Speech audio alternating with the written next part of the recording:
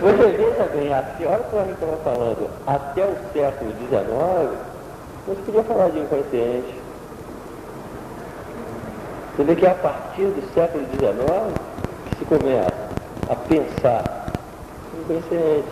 Tornou-se o inconsciente um domínio do conhecimento. O inconsciente pode ser essa plasticidade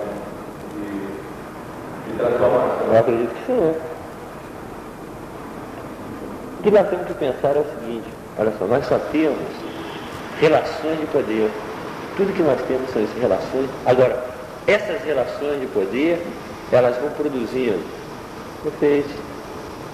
A relação de poder é produtora de efeitos. Resulta daí que eu falei, os estratos. Uma relação de poder surge um determinado estrato. Mas essas forças, elas se deslocam, elas mudam de posição, forças resistem, forças dominam. Nessa luta é exatamente que vai se delineando todas essas formas. Vai surgindo uma série de visibilidades e esses regimes de enunciados. O discurso aqui está sendo pensado também como jogos estratégicos. Faz parte desses combates, desses confrontos. O discurso faz parte. É o que o Foucault, a posição do Foucault aí é muito próxima do sofista, que sempre foi o inimigo de Platão. É exatamente o discurso. Olha só, o sofista dizia: o discurso não está aí para falar das coisas. Olha que coisa incrível. Ele não está aí para falar das coisas. Ele está aí para persuadir, para seduzir, para convencer, para enganar. O discurso, ele surge nessas relações de poder. Olha que coisa incrível. Não sei se está bem.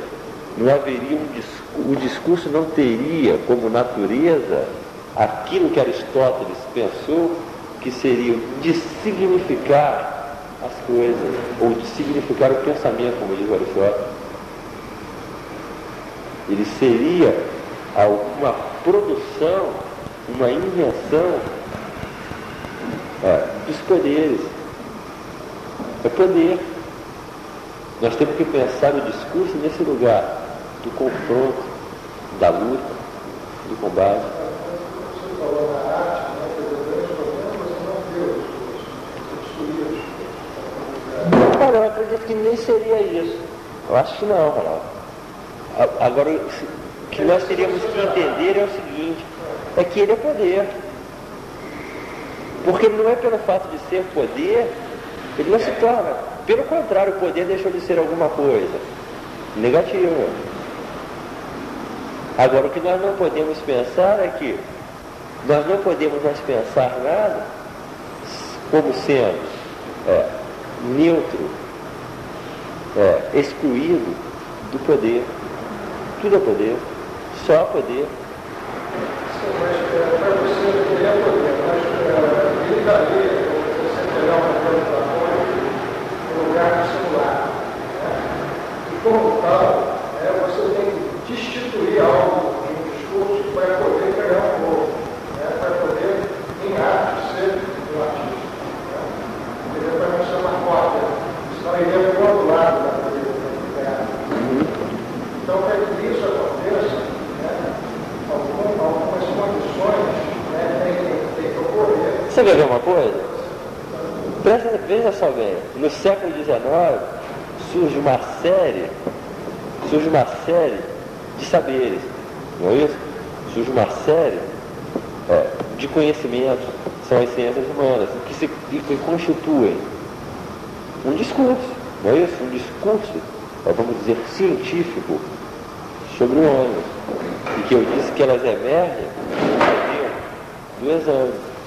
Mas também há vamos dizer, uma prática, uma experiência com a linguagem, que é a literatura. que é a literatura. Ora, há uma diferença entre a literatura e o discurso científico. Sem dúvida que há. E eu acredito que a diferença seja exatamente que a literatura, ela não passa por esse modelo. 2 anos. Eu não sei se está bem. Ela não se constitui nesse modelo. Ela é marginal. Esse modelo. Vamos dizer, como diz, usando uma noção deleuziana, a fuga. Deleuze trabalha com esse tema com uma beleza que ele diz que a literatura, ele levanta essa questão. Por quê? Por que escrever? Olha só. Por que determinados homens se lançam nessa experiência da literatura? Ele diz, talvez, pela vergonha de ser homem. Olha que coisa incrível. Ele diz, talvez esse motivo basta, a vergonha de ser homem. E essa vergonha de ser homem, ele está aí. Nós não podemos entender isso se nós não entendermos como, de que maneira um pensamento, como o pensamento deleuziano, que é um pensador nietzschiano, como Foucault, entendem o homem. Porque o homem seria exatamente essa figura que está mergulhada nesse tipo de relação que constituiu ele como sendo uma figura, uma forma que tem como modelo o julgamento. Mas eu entendi a questão da arte como uma coisa mística, que você poder se destituir do saber, do conhecimento, poder se destituir. Ele seria diferente do saber. Poder se destituir da percepção e mergulhar no caos. Nesse lugar do caos, você estaria então no singular, onde você a partir daí podia constituir como uma relação com o poder a tua arte. Mas é relação de poder. Não, sim, é relação de poder. Mas você poder se desnudar da tua percepção, que tem, vamos dizer, esse modelo platônico, você poder viver o caos. Bem, porque você veja bem, a arte seria exatamente uma experiência de rompimento com todas essas relações que fundam o homem. Se o homem é fundado nas sociedades modernas, nesses modelos disciplinares da fábrica, da prisão, da escola, o que a arte faz, o que o homem da arte faz, é fundar novas relações. O que nós queríamos... Mas as relações, nós não podemos escapar. Tudo é relação de poder. Até molecularmente. Molecularmente. É tudo, olha, é relação de poder, relação de força. Relação de força. Só que o pensamento é diferente. Ah, sim. Pensamento e conhecimento não são a mesma coisa. É exatamente o que ocorreu, o que a filosofia fez foi limitar o pensamento como conhecimento. Ela limitou o pensamento como conhecimento. O pensamento não seria o conhecimento. O pensamento é diferente. O pensamento é exatamente o que vai nos levar a esse domínio das relações de poder. É o pensamento que está fazendo isso. Agora não quer dizer que o conhecimento não seja pensamento, sem dúvida que é. Agora é o pensamento exatamente dentro de uma determinada forma. Eu não sei se está bem.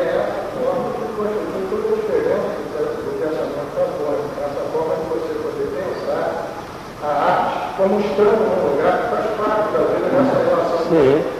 É isso que funda a arte, você vê, a arte é uma atividade da vida. O conhecimento também. O conhecimento e a arte são atividades da vida. Mas sem dúvida que há uma diferença entre o conhecimento e a arte. Há uma diferença entre eles. Mas tanto, porque veja bem, foi também nas sociedades disciplinares que pôde surgir cinema. O cinema. Vamos dizer que isso mesmo, as relações de poder que liberaram o exame, liberaram também o cinema. Mas tudo isso está incluído dentro de um determinado campo social, dentro de determinadas relações de poder. Nós não podemos mais tirar nada das relações sociais de uma época. É exatamente isso.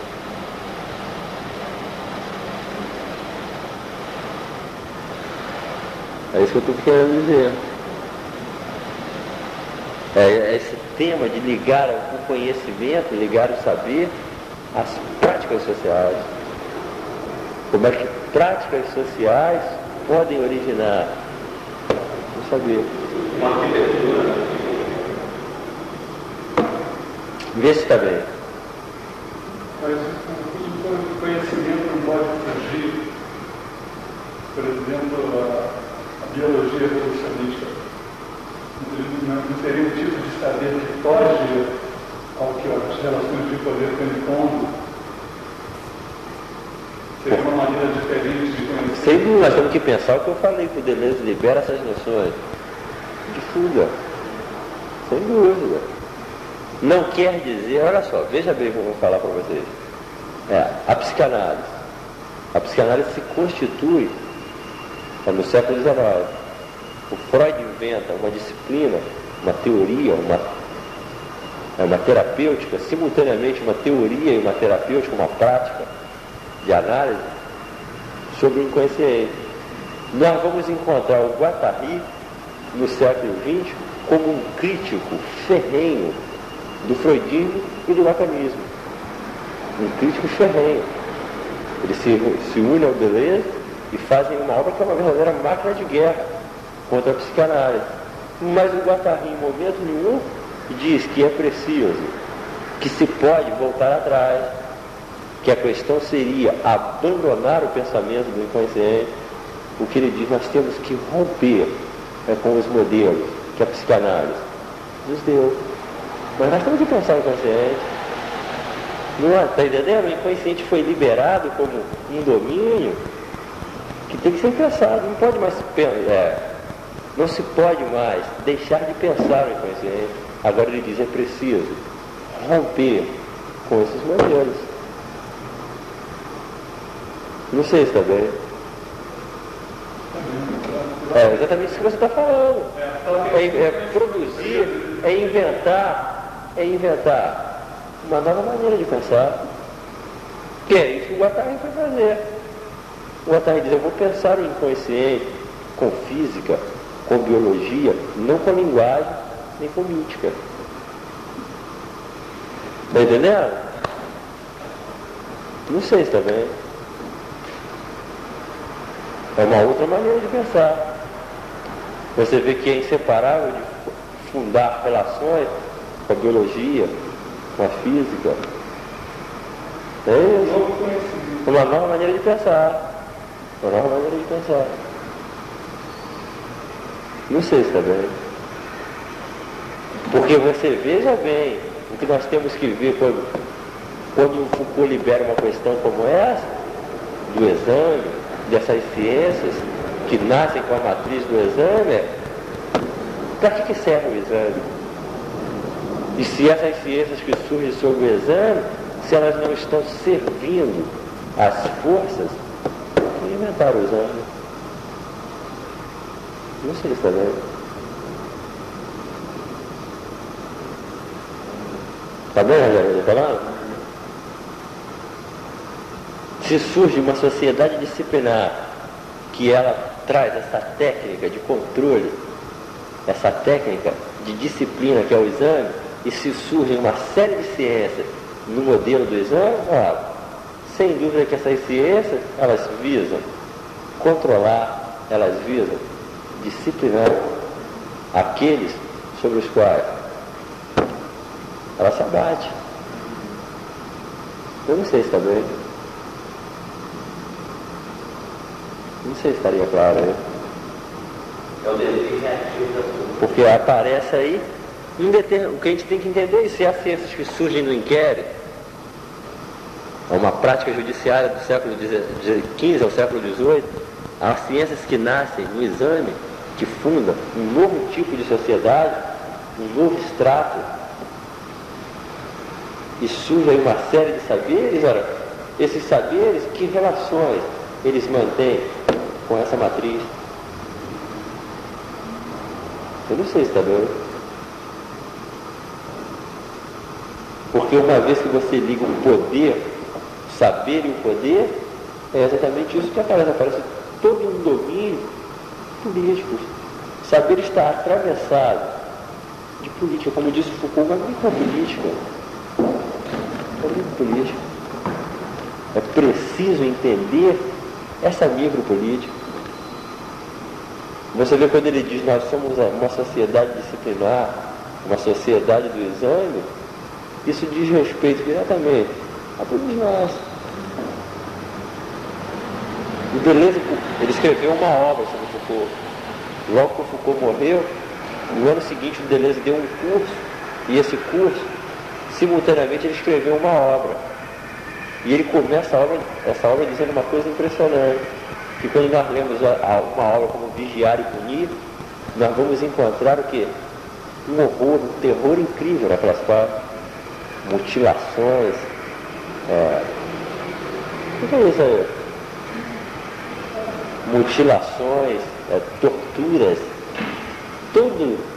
todas essas práticas que o poder atravessa dentro de um campo social. Mas ele diz que há um riso louco nas páginas de Foucault. Ora, como entender isso? Uma alegria, ele diz, que vem de todo esse horror. Ele diz, porque há uma alegria, o pensamento produz uma alegria, quando ele não pode deixar de ser tomado de uma alegria, quando ele enfrenta tudo isso que traz horror para a vida. Foi isso que Foucault fez. Exatamente, ele lançou o pensamento a favor da vida. Quando ele está fazendo esse trabalho é porque ele tomou, vamos dizer, a posição da vida. E mostrar como é que os saberes, o conhecimento, eles não são neutros, eles não são desinteressados, eles não são ingênuos. Eles estão aí funcionando dentro de toda uma tecnologia política, dentro de toda uma anatomia política que controla, administra, normaliza o corpo e as vidas. Nós temos que entender isso. Só o pensamento pode nos fazer entender isso. Eu não sei se está vendo. Olha, cara, aqui. Acho que ele está dizendo que a gente tem que sair, né? Que horas são, Ronaldo?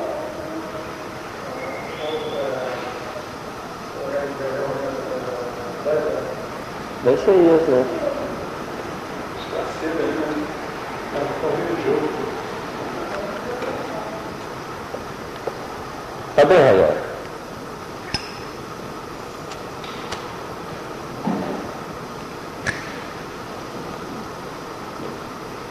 Tá bem, Ronaldo, assim? Tá melhorando? A gente tem que ir liberando isso para ver o que acontece.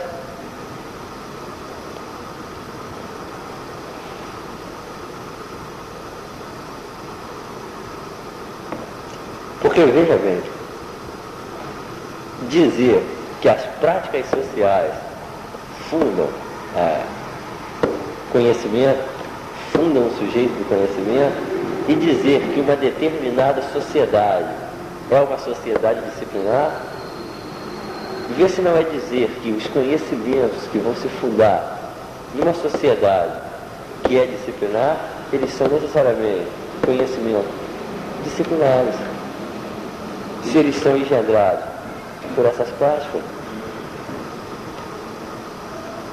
eles não podem se separar dessa matriz, do fruto dessas relações.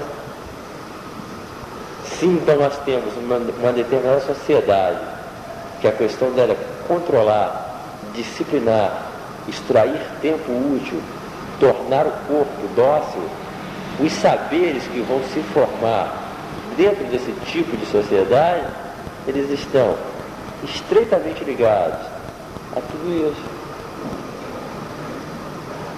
Extremamente ligados. Eu não sei se está bem.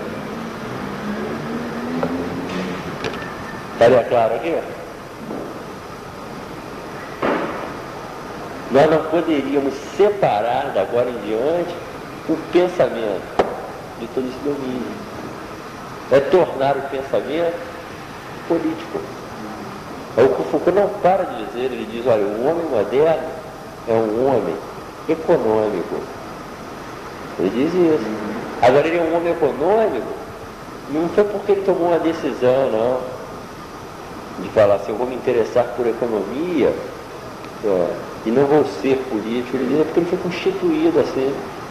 É porque nós somos constituídos meticulosamente, diariamente, dessa maneira. Agora, constituídos por quê? Por uma série de disciplinas, por uma série de técnicas disciplinares.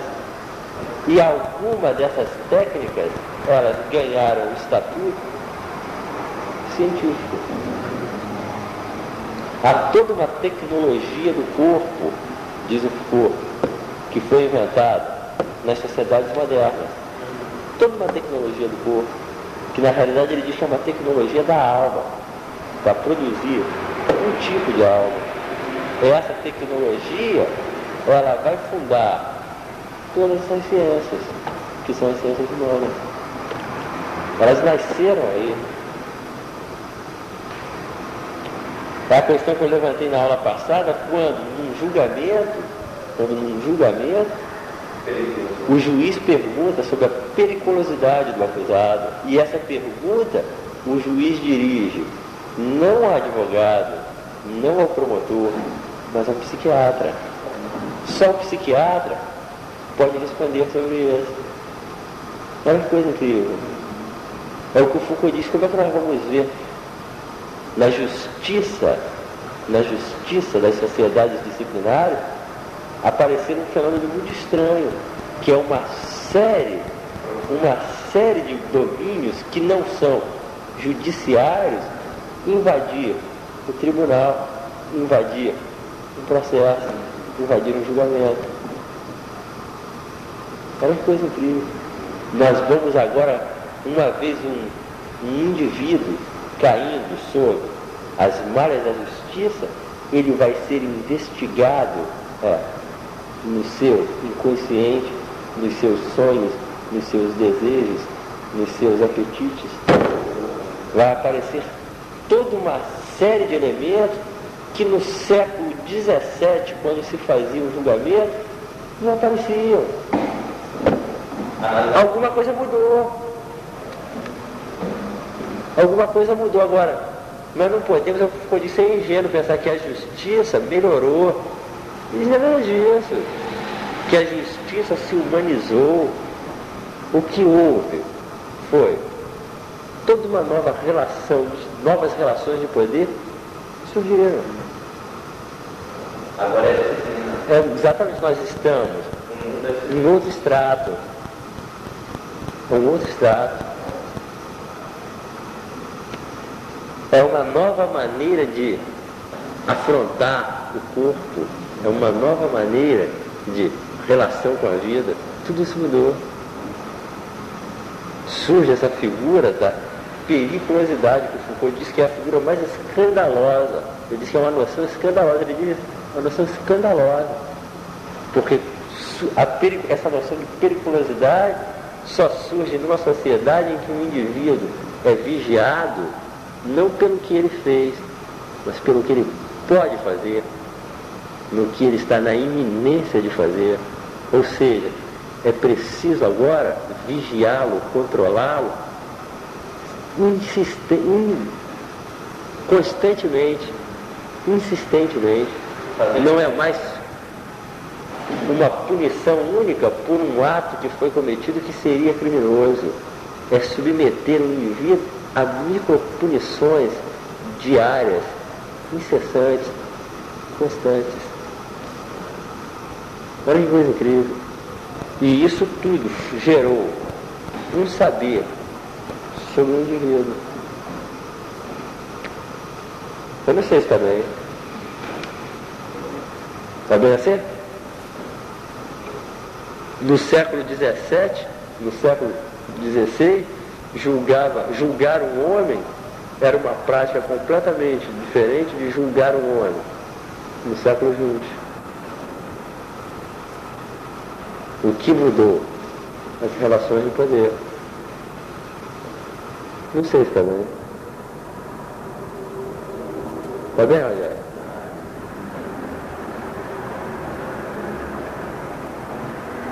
Então tá bom, né? A gente volta aí quarta-feira e manter essa questão das relações de poder. Tá bem assim agora?